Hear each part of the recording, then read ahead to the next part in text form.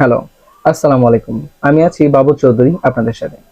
আমি আজকে আপনাদেরকে ব্রাদার S-7250 এই মেশিনটাকে কিভাবে ফুল কমপ্লিটলি মনিটরটাকে রিসেট দিতে হয় সেটা আজকে আপনাদেরকে দেখানোর চেষ্টা করব এই ভিডিওতে। তো আশা করি পুরো ভিডিওটা দেখবেন, তাহলে বুঝতে পারবেন কিভাবে এই মনিটরটাকে ফুল কমপ্লিটলি রিসেট দিতে হয়। তার আগে বলে নেই, যারা আমার চ্যানেলে নতুন তারা অবশ্যই আমার চ্যানেলটিকে সাবস্ক্রাইব করে পাশে থাকা বেল আইকনটি প্রেস করে দিবেন, যাতে পরবর্তীতে এরকম নতুন নতুন ভিডিওগুলো সবার আগে আপনি পেয়ে যান। চলুন আর দেরি না করে আমাদের মূল ভিডিওতে চলে যাই।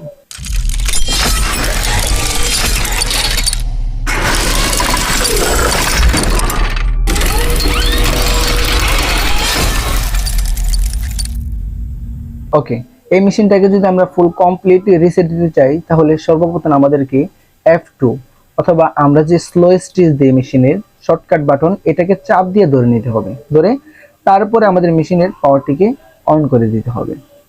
2 সেকেন্ডের মতন অপেক্ষা করতে হবে।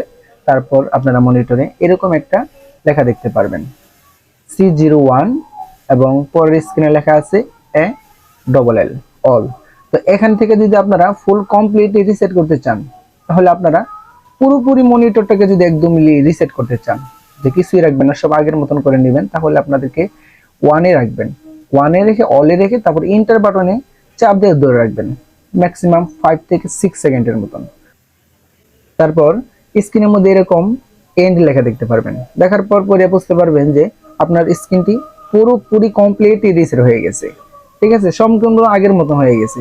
এখন মেশিনের পাওয়ারটিকে অফ করে দিবেন। অফ করে দেওয়ার পরে আপনার যে রানিং যে প্রোগ্রামগুলা, মেশিনের স্পিড, স্টিজ, ঘন পাতলা, ব্যাকস্টিক, সামনে পিছনে, এই জিনিসগুলোকে আপনি সুন্দর মতন করে অ্যাডজাস্ট করে নেবেন।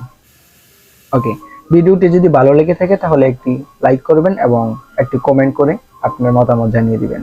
Thanks for watching this video. আল্লাহ হাফেজ।